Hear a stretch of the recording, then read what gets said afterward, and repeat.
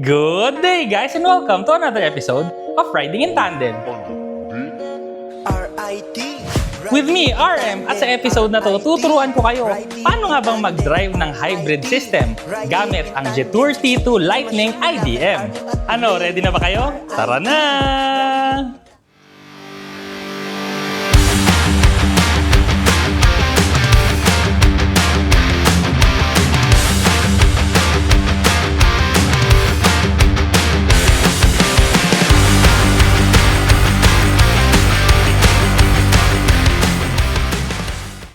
Pagkalaki-laki, pagkaganda-ganda, akala mo lumalaklak ng gasolina, di ba? Pero hindi, kasi hybrid nga to. So, ang technology na meron dito sa Jetour T2, yung IDM or Intelligent Dual Motor. Meron siyang gasoline engine, tsaka meron din siyang kuryente. So, gagamitin natin lahat yan. I-define muna natin yung mga terminologies bago tayo magsimula. So, yung hybrid, meron kasing iba-ibang klase yan. Yung mild hybrid na kadalasan ay hindi siya coding free. So may coding siya. Meron yung full hybrid na yan yung walang coding talaga. Meron yung series at saka meron yung parallel na ang pinagkaiba lang nila yung series, yung makina nagcha-charge lang sa battery para umandar yung sasakyan gamit yung electric motor. Pero pagka parallel, ibig sabihin nagpapaandar din ng sasakyan yung makina, hindi lang siya nagcha-charge ng baterya. May isa pa yung plug-in hybrid. So yun naman yung naiiba kasi pwede mo siyang isaksak. So, ang gagawin natin sa video na to, lahat ng hybrid pagsasama-samahin natin sa isa. So, para pag sinabi kong hybrid, yun na sila lahat. Tapos, pag plug-in hybrid, yun yung sinasaksak. Kagaya nga nitong Jetour T2 IDM. Drive na tayo ha. Unahin muna natin yung hybrid. Kaso, mukhang medyo madilim, no? Hello, Jetour. Here. Open sunshade. Okay. Yan. Para medyo lumiwaliwanag naman ang buhay natin. Tsaka medyo mainit eh. So, hello, Jetour. I'm coming. It's too hot.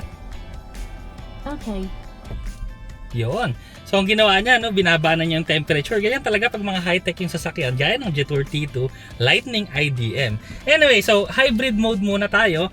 Ilalagay ko siya sa hybrid mode. Tapos yun muna yung pag-usapan natin. Okay. Paano nga ba i-drive to? So, like a normal car, start button.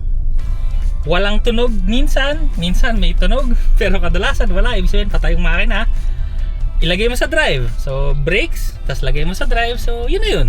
Aandar ka na ng kusa. Pero syempre, paano nating magagamit talaga ng sagad yung hybrid system? So, yun yung pag-uusapan natin ngayon. Tsaka kung paano siyang gumagana. Ang energy source, pagka naka-hybrid ka, no, na sasakyan, isa lang. So, gasolina lang yun. Ang madali doon, magpapakarga ka lang ng gasolina. So, tapos na. Yun na yun yung energy source mo. Ang mangyayari niyan, kunwari ginagamit mo yung sasakyan, no, tapos medyo tumulin ka ng konti, kadalasan mga 40 km per hour, mag-o-on na yung engine mo, tapos magcha-charge na siya ng sasakyan. Habang nagcha-charge ka ng sasakyan, nagkakaroon ka ng charge sa battery. So pag umaangat yun, tapos huminto ka kunwari sa traffic, mag-o-off ngayon yung makina mo. So mawawala yung idle mo. Ang mangyayari, nakakatipid ka sa gasolina kasi yun yung na-charge lang, yun lang yung gagamitin niya. Ang advantage nito pag tumatakbo ka, no, kasi mas efficient talaga yung gasoline engine pagka mga high speed na andaran. So yun nga, nagiging double purpose siya. Instead na paandarin lang yung sasakyan mo, nakaka-charge ka pa. Isang advantage pa nito, dahil nga meron kang gasoline engine tsaka meron kang electric motor, nagtutulungan sila. So mas matulin yung sasakyan mo kasi dalawa yung humahatak, yung gasoline at saka yung electric. Napakasaya nito kasi nga syempre dalawa yung nagtutulungan, mas matulin.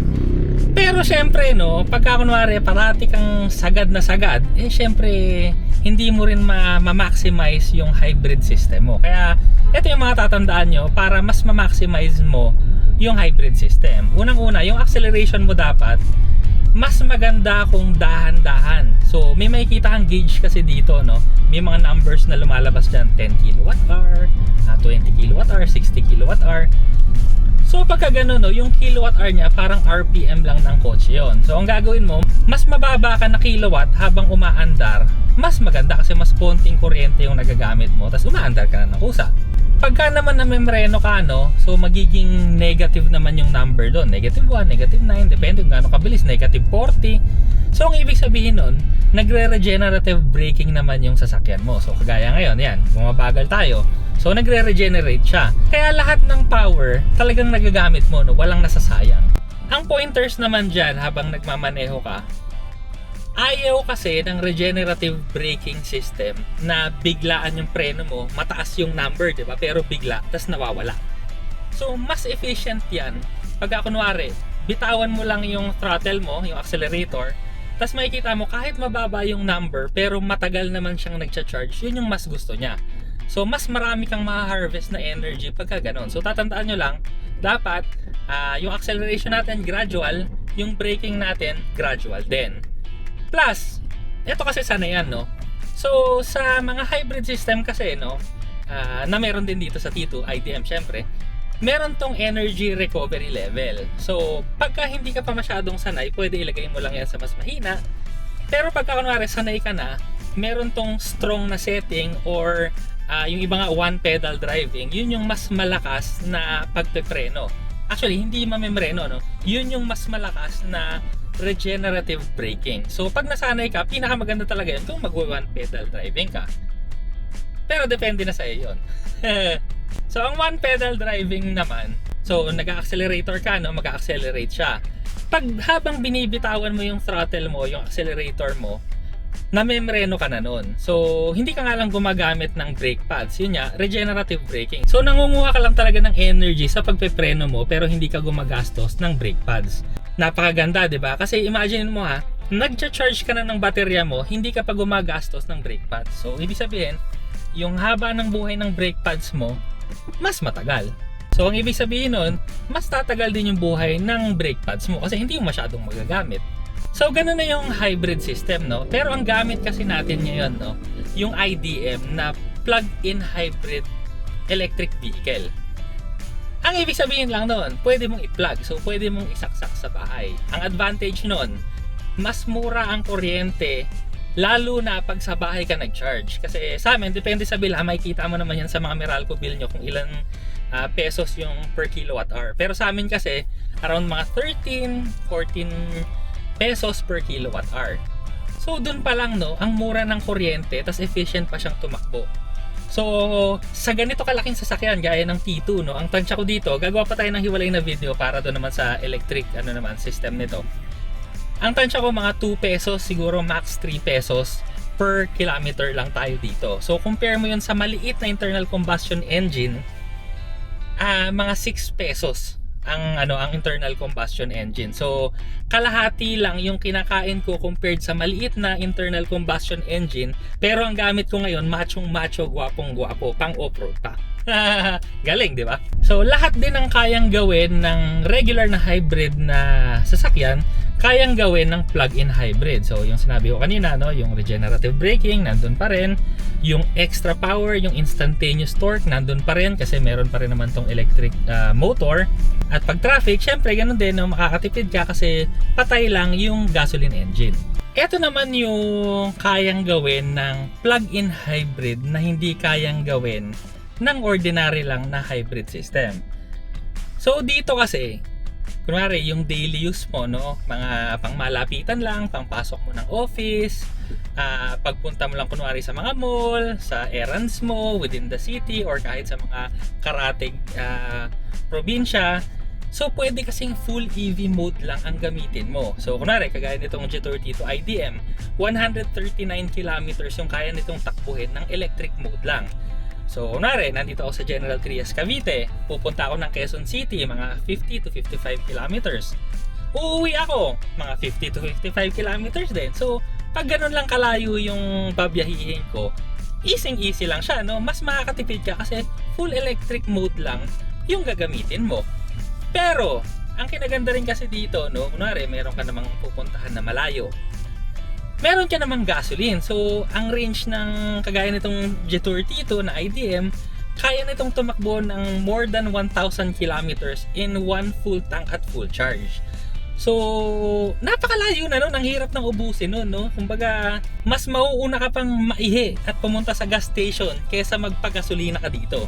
So ganun siya katindi. Pero ganito kalaki at ganito kagwapo. So sa isang linggo mo, kunwari, no, 3,000. Pagka sa gasoline engine. Dito, mga 1,500 na lang yung katumbas niya sa kuryente na pang charge sa kanya. Ngayon, 'di ba, siguro may mga makakaisip diyan, no, yung hybrid na regular, mas madali kasi magpapagas ka lang. Pagka plug-in hybrid naman, maggagas ka na, magcha-charge ka pa. So, ano naman kasi, no, actually, yung plug-in hybrid, pwede mo rin namang gamitin as ordinary na hybrid, no. Pagas ka lang, magcha-charge na rin naman yan ng kusa.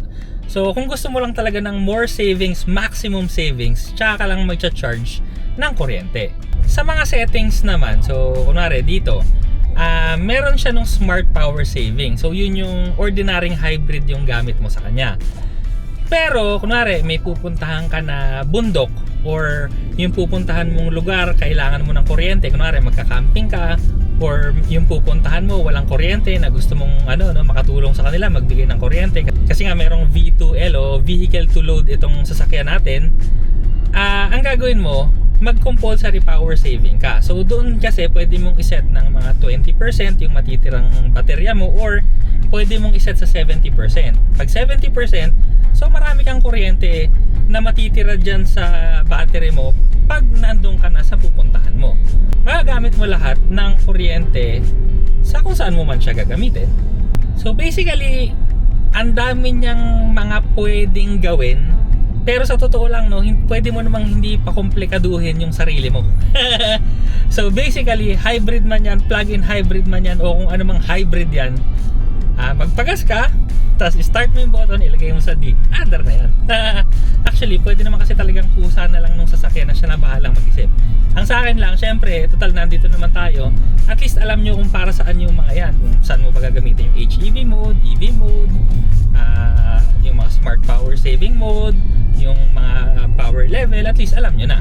Isa pa nga pala, no, pagka kunwari umaakit ka ng mga bundok, so mas maganda rin naka EV mode ka kasi yung torque talaga ng EV malakas. So habang umaahon ka, sobrang tahimik ng sasakyan, tas hindi ka kakapusin sa power kasi ang lakas ng torque, talagang umaangat siya ng effortless ang mga plug-in hybrid.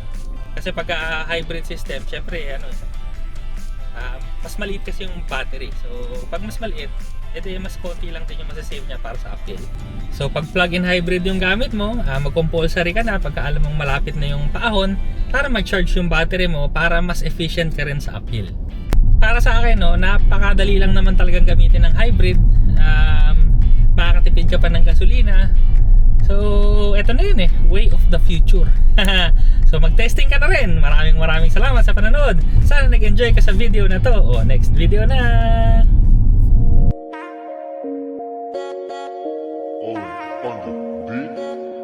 RIT, riding in tandem. RIT, riding in tandem. RIT, riding in tandem. Siksik na impormasyon mula kay RM at Elaine. RIT